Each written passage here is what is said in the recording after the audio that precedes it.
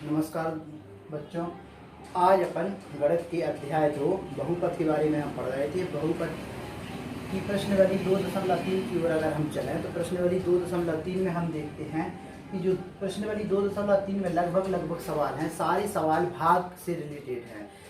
कुछ नहीं है, हमें एक px के रूप में बहुपद दिया है और एक gx के रूप में बहुपद दिया है और हमसे बोला है कि हमें इस gx का भाग हमें इस px में देना है। तो पिछली कक्षाओं में अगर हम कक्षा 6, 7 और 8 की बात करें या कक्षा 9 की बात करें तो हम बहुत सारे एग्जाम्पल ऐसे कर चुके हैं जहां पर हम संख्याओं में क्या करते थे, संख्याओं का एक संख्या में दूसरी संख्या का भाग देते थे। भाग की प्रोसेस हम कहाँ तक अपनाते थे। भाग हम उस चरण तक देते थे जब तक हम देखते कि हमारा शेषफल है, शेषफल में हमारा भाजक से क्या नहीं जाता था, भाग नहीं जाता था। उसके बाद हम भाग को कहाँ क्या कर देते थे, छोड़ देते थे। कभी कभी हम क्या करते थे, दशमलव वाले सवाल भी हमने किए हैं, कक्षा 9 में किए हैं, 7 में किए हैं कि दशमलव में भी हम भाग देते हैं। लेकिन यदि हम यहाँ बहुपद की बात करें तो बहुपद में कहीं भी दशमलव वाले संख्या का तो रूल है ही नहीं कि हमें संख्या दशमलव में भाग देना पड़े।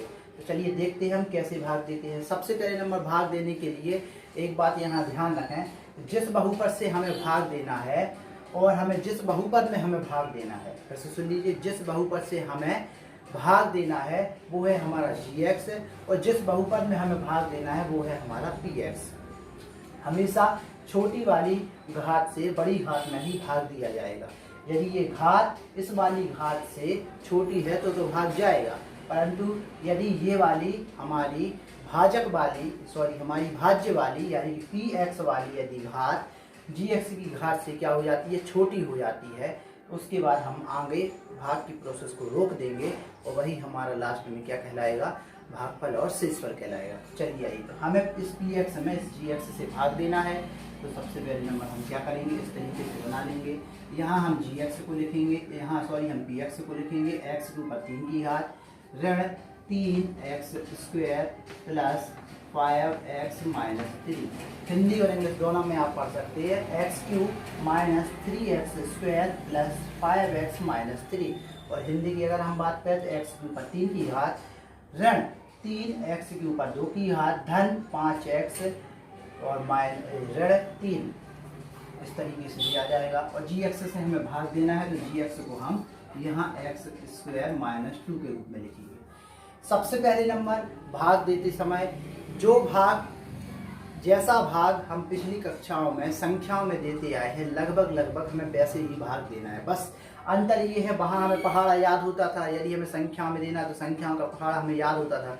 यहाँ हमें पहाड़ा बनाना पड़ेगा, यहाँ हमें पहाड़ा बनाना पड़ेगा तभी हम भाग दे पाएंगे। चलिए सबसे पहले नंबर हम यहाँ देखते हैं कि x² है माइनस 2।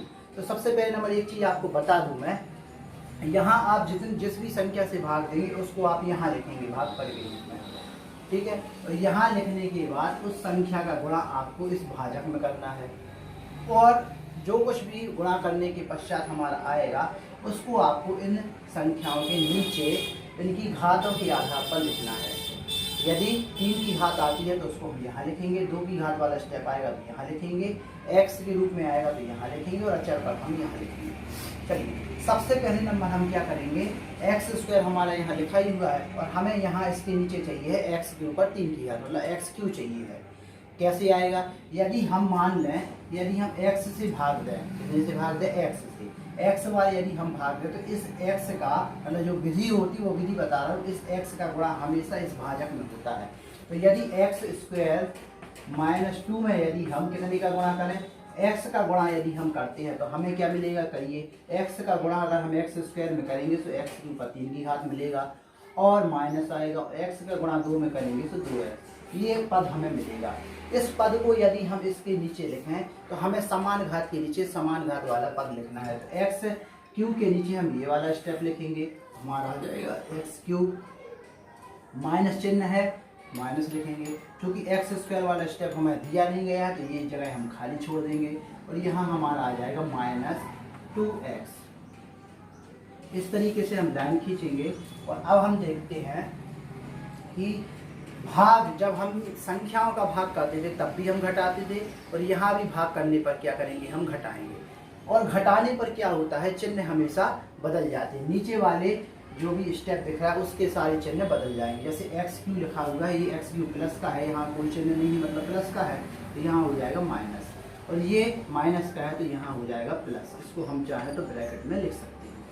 तो यहाँ से हमारा एक्स क्यू और एक्स क्यू हमारा क्या हो जाएगा, कैंसिल हो जाएगा, और बाकी के जो पद हैं हम उसको उतार देंगे। तो यहाँ हमारा आएगा -3x², और यहाँ से हमारा प्लस और प्लस कितना हो जाएगा, हमारा 5 और 2 हमारा कितना हो जाएगा 7x। एक बार फिर से बता दूँ, इस 2x का जो चिन्ह है अब माइनस ना रह के क्या हो गया है, प्लस हो गया है, क्योंकि भाग में चिन्ह क्या हो जाती है, हमारे बदल जाती है। माइनस का 3। इसके बाद अब यहाँ हम देखते हैं कि यदि x² तो हमारा है, x² के साथ में हम देख रहे हैं कि हमें 3 और चाहिए है। तो यदि हम 3 से भाग दे दें और 3 के साथ में क्या लगा हुआ है, माइनस, तो -3 से यदि हम भाग दे रहे हैं तो इस -3 का गुणा कहाँ होगा, इसमें होगा। करके ये 3 है, ये x² -2 गुणा करिए, 3 का गुणा x² में होगा तो 3x², ठीक है, सॉरी -3x² और -3 का इसमें होगा तो कितना आ जाएगा, माइनस माइनस प्लस हो जाएगा, और 3 दूनी 6, तो ये आ जाएगा। तो यहाँ हम लिख देंगे कितनी बार गया हमारा, -3 बार, -3 का हमने गुणा किया तो हमें क्या आया, 3x² + 6। तो यहाँ हम लिखेंगे -3x² और हमारा क्या आ जाएगा, ये हमारा +6। हमें मालूम है भाग में चिन्ह बदल जाते हैं, यहाँ बदल दीजिए, चिन्ह बदल जाएंगे, यहाँ माइनस हो जाएगा। तो हम देखते हैं कि हमारे ये वाले दोनों स्टेप क्या हो जाएंगे, कैंसिल हो जाएंगे। यहाँ से हमारा क्या बचेगा, 7x बचेगा, ठीक है।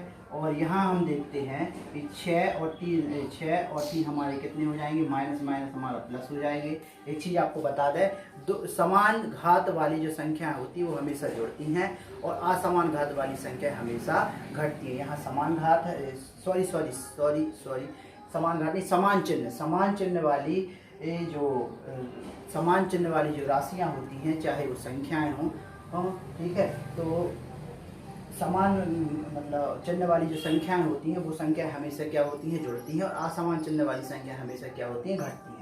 तो यहाँ हम देखते हैं कि दोनों जगह माइनस माइनस है तो हमारा जुड़ जाएगा, 6 और 3 कितना हो जाएगा हमारा, 9। चूँकि दोनों संख्याओं में ऋणात्मक चिन्ह लगा हुआ है इसलिए हम यहाँ चिन्ह कौन सा लगाएंगे, ऋण का। तो यहाँ हम देखते हैं, क्या देखते हैं कि जब x² - 2 में 2 का यदि हमने इस वाले बहुपद में भाग दिया है तो हमें x - 3 या x ऋण 3 के रूप में हमें क्या प्राप्त होगा, भागफल प्राप्त हुआ है, और 7x - 9 हमें क्या प्राप्त हुआ है, शेषफल प्राप्त हुआ है। तो क्या हम इसके और आगे भाग नहीं दे सकते क्या, तो भाग नहीं दे सकते। क्यों नहीं दे सकते, क्या है कंडीशन, तो एक चीज़ आपको बता दें, जो हमारा रिमाइंडर आया हुआ है वो रिमाइंडर की जो घात है, ये इसकी जो x की जो घात है हमारी भाजक की घात से क्या है, छोटी है। तो हम कह सकते हैं, तो हम क्या लिखेंगे यहाँ, भागफल हमारा होगा, भागफल होगा x - 3 और हमारा शेषफल क्या हो जाएगा, शेषफल हमारा हो जाएगा 7x - 9। ये हमारा आंसर है।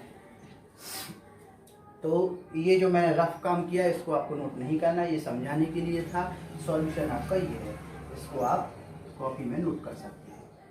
इसके बाद के जो भी क्वेश्चन हैं उनको आप हल करने की कोशिश करें, नहीं करते हैं तो अगली वीडियो में मैं उन क्वेश्चनों को भी सॉल्व कराने वाला हूँ।